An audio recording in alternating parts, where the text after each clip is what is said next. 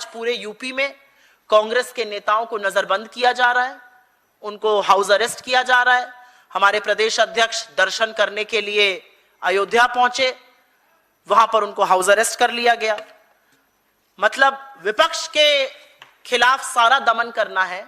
जिन लोगों ने प्रभु राम के दरबार में लूट मचाई, उनको माल ठिकाने लगाने का मौका देना है। छोटे छोटे इस्तीफे कराकर प्यादों को पकड़कर आंखों में धूल झोंकना है। कहेंगे चंपत राय के घर पर बुलडोजर चलना चाहिए, क्योंकि योगी आदित्यनाथ जी कहते हैं ना, वो अपराधियों को हम छोड़ते नहीं है। देखिए, बुलडोजर चलाना एक छोटी बात है। बुलडोजर इन्होंने तो अभी आप इस बात को नहीं समझ रहे। राम के मंदिर में चोरी हुई है, राम के घर में चोरी हुई है। अब क्या FIR लिखाने राम जाएंगे वहां? तो वो ये जो किया जा रहा है, ये कौन कौन लोग इन चीजों पे शामिल हैं? तो बुलडोजर चलाकर तुम तोड़ दो, उसके तो 12 घर हैं। कौन से घर पर बुलडोजर चढ़ाओगे? वो एक छोड़ोगे, 20 बना लेगा। उसको सारे बीजेपी वाले कंधों पर उठाकर घूम रहे हैं। उसके घर को तोड़कर तुम क्या सिद्ध कर दोगे? नहीं, तो वो तो यही कहते हैं ना, अपराधियों को हमारे उत्तर प्रदेश में जगह नहीं है, और राम मंदिर में चोरी करने वालों के लिए तो बिल्कुल जगह नहीं है यूपी में। आपको लगता है कि यूपी में कोई अपराधी नहीं है? जब से योगी जी आए अपराधी नहीं है। अपराधों की अगर आप देखें, आंकड़े उठाएं, तो अपराधों की संख्या बढ़ गई है। चाहे वो डकैती के हों, चाहे रेप के हों, चाहे लूटपाट के हों, सभी तरह के अपराधों की संख्या बढ़ गई है। और केवल ये दिखावा करता है। बुलडोजर चलाना केवल एक खास तरीके ग्रुप के लोगों के ऊपर बुलडोजर चलाता है, उनके विरुद्ध कार्रवाई करने की ड्रामा करता है। और इसका उद्देश्य कुछ नहीं है, केवल भ्रमित करना है कि मैं एक ऐसा मुख्यमंत्री हूं जो मैं कार्रवाई करने की यकीन करता हूं। लेकिन सर, भ्रमित करता है। लेकिन वो तो कहते हैं ना, राम के जो भक्त है उसकी जो आहत हुई स्टोरी को लेकर के हम सबका जवाब देंगे, आरोपियों को पकड़ करके, आरोपियों को जेल में डाल करके, जो हम कर रहे हैं। सबसे पहले योगी को अपना सिर फोड़ना चाहिए, आहत उसको हो जाना चाहिए, कहना चाहिए मैं तो आज सुसाइड कर रहा हूं कि राम के मंदिर में मेरे होते हुए चोरी कैसे हो गई। मैं होता हूं मुख्यमंत्री यहाँ का, चोरी हुई है, आज ही सुसाइड कर ले। नहीं, तो वो चोरी तो वो करवाए थोड़ी ना है जो वो सुसाइड कर लेंगे। आप कहते हो कि चोरी नहीं करवाए हैं। आप जब किसी इलाके में चोरी हो जाती है तो थानेदार को हटा देते हो, उसका तबादला कर देते हो, सस्पेंड कर देते हो, ACP को सस्पेंड कर देते हो। तो चंपत राय को तो क्या वो ACP चोरी करता है क्या? क्या वो सब SHO चोरी करता है क्या? चंपत राय को हटाया नहीं गया है। गलत बयानी ना करिए, ये सिर्फ लिपापोती करी जा रही है। चंपत राय ने अपना बचाव करने के लिए, अपने आप को हटाने के लिए, बचाव करने के लिए एक कंबल ओढ़ लिया है, मैं इस्तीफा दे रहा हूँ। उसको अभी मंजूर क्यों नहीं करे? अरे उसको तो इस्तीफा मांगकर, उसका गिरबान पकड़कर इस्तीफा लेना चाहिए था। अभी भी इस्तीफा दे दिया है, इसके बावजूद कोई स्वीकार नहीं कर रहा है उसे। आप क्या, कैसा इस्तीफा है? नहीं, इसलिए स्वीकार नहीं कर रहा है ना, जो चंपत राय इसमें दोषी है ही नहीं, क्योंकि उनको इन चोरी के बारे में कुछ पता ही नहीं था। चंपत राय को तो वहां महिपाल नाम का एक व्यक्ति है, उसने बताया था कि यहाँ चोरी हो रही है। चंपत राय ने उसको हटा दिया।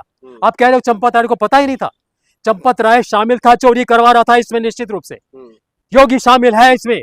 उसका संरक्षण है चंपत राय को। चोरी कर रहे हैं, इतना पैसा उठाकर कोई अपने घर में नहीं लेगा, केवल 80 लाख पकड़े गए हैं।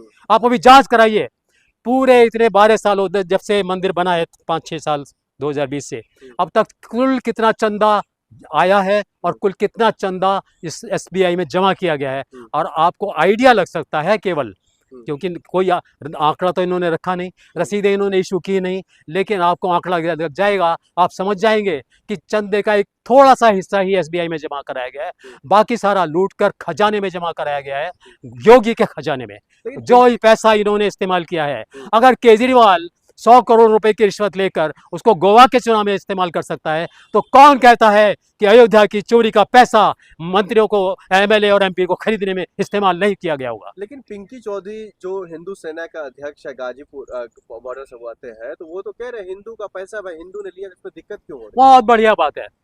मैंने देखा था एक बार, एक बच्चे को उसका बाप पीट रहा था। मैंने कहा क्यों पीट रहा है इसको ज्यादा? कहता मेरा बेटा, मैं चाहे कुछ करूं, मैं चाहे इसको जान से मार दूं। तो ये हिंदू, ये जो क्या नाम बोला इसका, पिंकी चौधरी, आप इनको कोई इंसान मानते हैं? ऐसे वाले ये बड़े ज्ञानी, बड़े न्यायप्रिय इंसान है ये लोग? ये क्या है? ये समाज सेवी है, समाज सेवी हो जाते हैं। सारे डाकू समाज सेवी है भाई, सारे डाकू समाज सेवी है भाई। वो क्या, कौन से अपराधी है वो? कौन डाकू, कौन से अपराधी, किस बात से अपराधी हो जाता है कोई डाकू? वो भी तो समाज सेवी होता है। किसी के पास पैसा ज्यादा पड़ा है, उसको निकाल कर ले आता है, तो कहता है ये तो पैसा तो है, तो फिर ऐसे में खुलासा होगा कैसे? आपको योगी जी पर भरोसा नहीं है, कानून व्यवस्था पर भरोसा नहीं है, तो खुलासा कैसे होगा? खुलासा होगा ही नहीं। मैं कब कह रहा हूँ खुलासा होगा? मैंने कब कहा है खुलासा करो? मैं तो मांग भी नहीं कर रहा, क्योंकि जो अपराध हो गया है उसका कोई खुलासा नहीं करेगा, कोई सजा नहीं मिलेगी। अपराधी आप किस किस को मानते हैं? अपराधी वो होता है जिसके संरक्षण में उस जगह में व्यवस्था चलती है, जिसको इस बात की जिम्मेदारी दी गई है कि तुमको यहाँ पर ये काम ऐसे ऐसे करवाना है। अगर वो काम ठीक से नहीं होता है तो सरासर अपराधी वही होता है। लेकिन आप इसमें बीजेपी को या बीजेपी गवर्नमेंट को क्यों घेरे? ये तो ट्रस्ट का मामला है। आप तो मुझे बहकाने की कोशिश कर रहे हैं क्या? ये तो ट्रस्ट का मामला है। ट्रस्ट किसने बनाया? जवाब दीजिए मुझको। ट्रस्ट किसने बनाया था? बीजेपी ने बनाया था ना। बीजेपी के मुखिया मोदी जी ने बनाया था ना। मोदी जी ने मुझसे सलाह ली थी क्या कि चंपत राय को यहाँ का मैं ट्रस्टी बनाऊं कि नहीं बनाऊं? मुझसे पूछकर अगर बनाया होता तो मैं कह देता कि मोदी जी की गलती नहीं है। आपसे पूछकर बनाया था क्या? आप कैसे कहते कि मोदी की गलती नहीं है? जिसने उस ट्रस्टी को अपॉइंट किया, जिसने उस ट्रस्ट को बनाया, सरासर वो दोषी है। उसको अपने सिर पर अपराध लेना चाहिए, दोषी मानना चाहिए।